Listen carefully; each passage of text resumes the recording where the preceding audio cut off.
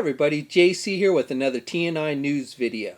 Now before we get into it, first let me just wish you all a happy Easter today if you're watching today. Hope you all had a great weekend spending it with friends and family.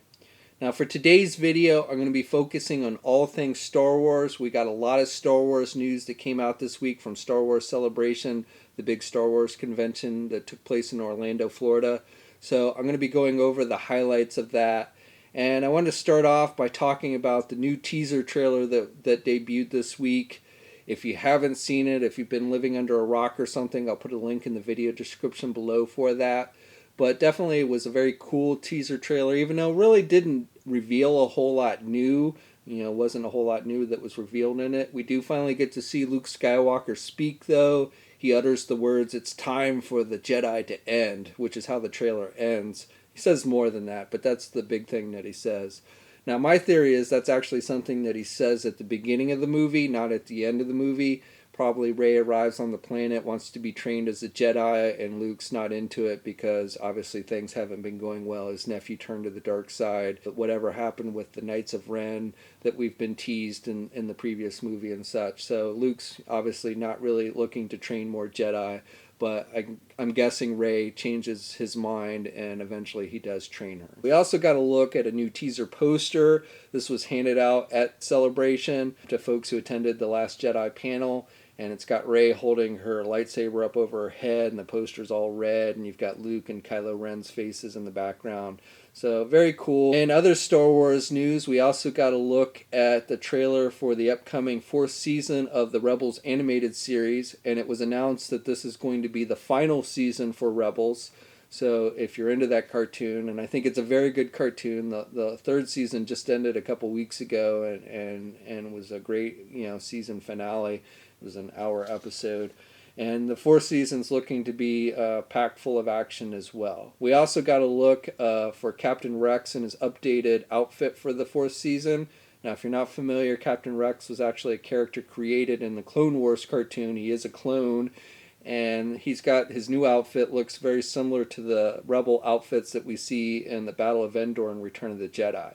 And in fact, it was said that Rex was actually at the Battle of Endor. Basically, this guy in one of the scenes that looks very much like Rex, has a white beard and everything, they are now saying is in fact Captain Rex. So kind of a cool way to bring things full circle, even though, obviously that wasn't the intention of making him Captain Rex, since that character didn't even exist when they filmed Return of the Jedi. In other news, we got a look at the upcoming Battlefront II video game. Graphics on this look great. This is going to have a pretty interesting backstory to it for the single player mode. It's going to focus on an Imperial character, and her name, if I'm pronouncing this correctly, is Iden Versio, spelled Versio. And basically she's part of this elite force called the Inferno Squad. And she wears a TIE fighter outfit, and the helmet's got some different symbols on it, some red symbols, which are pretty cool. And there's actually a novel going to be put out based on the Inferno Squad coming out in July, so they're really kind of focusing on the backstory for these new canon characters. And it's cool that, all these things are actually now technically real canon for the Star Wars universe, so that's cool. And basically the premise is that this character was on hand at the Battle of Endor, witnesses the destruction of the second Death Star, and then basically we follow her throughout, basically between Return of the Jedi and The Force Awakens. And so that in its own right is going to be interesting to see how they play that out. And that game is slated to be released on November 17th. Okay, now moving on to toys. Real quick, Tamashii Nations, they had on hand a couple of their movie realization figures. So we got a good look at the new Darth Maul figure, which I think is awesome. This might be the coolest of the movie realization figures that they've done. We also got a look at the Jango Fett figure. And then also it was announced that they're going to be doing a San Diego Comic-Con exclusive of Boba Fett in his white prototype armor. So this does look like to be basically just a repainted figure of Boba Fett, but in the white armor. So if you like variants like that, that'll be a San Diego Comic-Con exclusive. Hot Toys had a couple of reveals. They had on hand their Emperor Royal Guard figure, their 1/6 scale Emperor Royal Guard. looked really good. And then they also teased that they're going to be doing Jedi Luke from Return of the Jedi, Hoth Leia from Empire Strikes Back, and Emperor Palpatine. And then finally, Hasbro had a number of reveals this weekend, including a new line of Forces of Destiny 11-inch scale figures. Now, Forces of Destiny is a whole big thing that was announced. There's going to be cartoons and books and comics and such. And Hasbro's doing a line of 11-inch figures. Now, these primarily focus on the female characters of Star Wars. There are going to be male characters in it, but the big focus is on the female characters. And so the figures are going to range in price between $19.99 and $24.99. Basically, the figures that come with little minifigures are going to be on the higher end of the price range. And those are going to include figures like Rey from The Force Awakens, and she's going to come with a BB-8 figure. We're going to get a Hoth Princess Leia that's going to come with R2-D2. We're going to get an Endor Princess Leia that's going to come with Wicket, the Ewok. And then there's going to be Ahsoka Tano from the Clone Wars and Rebels cartoon, and she's going to have a pet Tuca. Other figures that are going to be coming is Luke Skywalker, who's going to come with Yoda, and then Jen Erso is going to get her own figure from Rogue One, and also Sabine from the Rebels cartoon. She's going to be getting a figure in this line, and Chewbacca was also announced for the line. So very cool. You know, these have cloth outfits and stuff. Seem to have decent articulation, good accessories and stuff. So again, a female-based line, but I definitely think male collectors will be into it as well. Now, nothing for Episode 8. No Episode 8 toy reveals, which I didn't figure there would be. I believe I mentioned last week I didn't think we were going to see anything for Episode 8 as far as toys. The earliest that we'll probably see anything is San Diego Comic-Con, and even then it'll probably be pretty limited.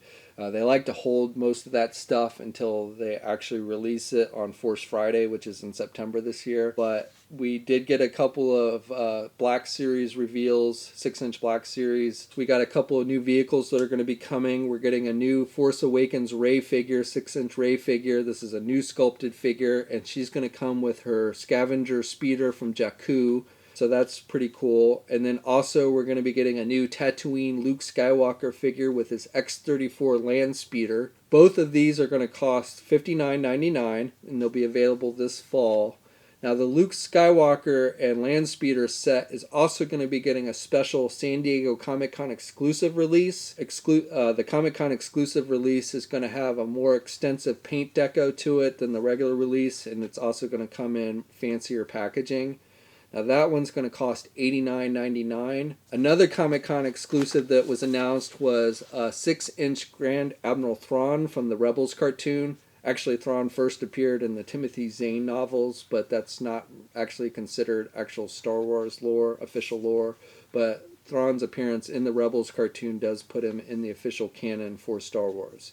And so this box set is going to be, again, it's going to come in fancy packaging, and then this version of Thrawn is going to have all these relics, accessories, relics that he collects, that you see him collecting and stuff in the cartoon. And that's going to cost $49.99.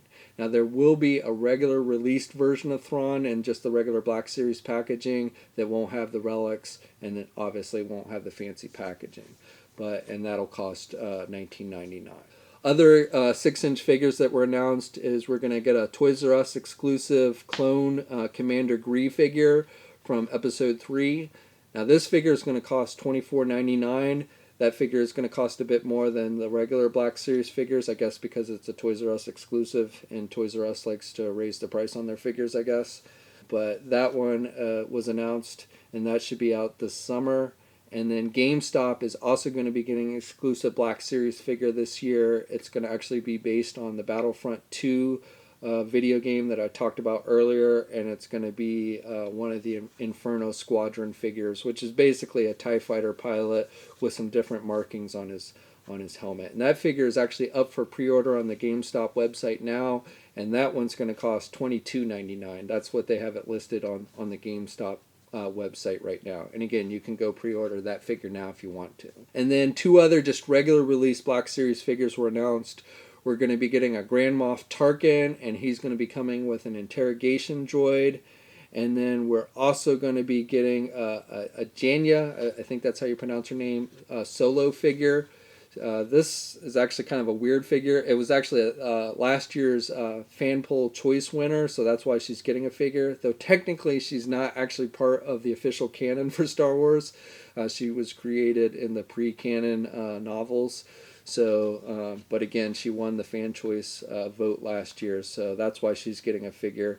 And she's got like a removable helmet and such. So definitely very cool looking and a figure I'm kind of excited for. Now, speaking of fan choice polls and getting to a big announcement that Hasbro made, they are going to be bringing back 3.75-inch vintage collection figures. So these are actually essentially the Black Series, highly articulated Black Series figures. However, they're going to come in the vintage style of packaging, the Kenner style packaging. So these aren't 5 points of articulated figures. These are actually highly articulate, well, as highly as Star Wars figures get anyway, articulated figures. And the first figure they announced was Rey on a vintage card back. And they showed a teaser video. So this is what the teaser is. I've removed the music that they played from this little video that they showed yesterday at Celebration, because it's basically just Star Wars music, and I'd probably get a copyright ding if I actually had the music playing. But this is what they showed with the announcement. I don't know what the price is going to be on these figures.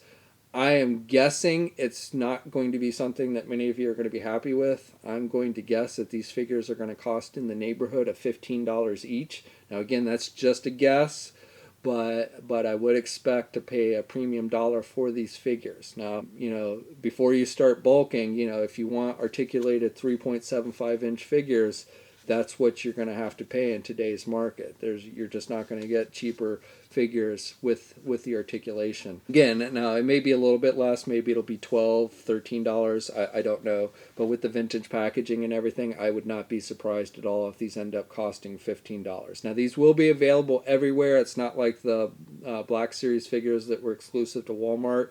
These will be available everywhere, so they're not exclusive to anybody. And then also, Hasbro is running another fan choice poll like they did last year. However, this time the winner is going to be made into a 3.75-inch vintage collection figure, not a 6-inch figure. We are one of the sites, Jedi Insider is one of the sites participating in this. And so if you want to go over there and cast your vote for what figure you'd like to see made for the first round of voting, I'll put a link to that in the video description below. You have until April 19th to get your vote in on that. And then the winners will go on to the next round, which will be conducted on StarWars.com. Okay, so that's it for the news. Now, I'm not going to do a Q&A this week because we've had so much news to cover, and I don't want this video to go too long. But if you do have a question that you'd like to ask for a future news video, basically just put Q&A and ask your question, and I'll try and get to it probably next week. We'll go back to the Q&A next week. So please let me know what your questions are in the video description below. Also, let me know your thoughts on all these reveals and everything. Are you excited for Star Wars? Are you excited for Episode 8? Are you happy what you saw from Hasbro or other companies? Please let me know in the video description below. And until next time, guys, I will catch you later.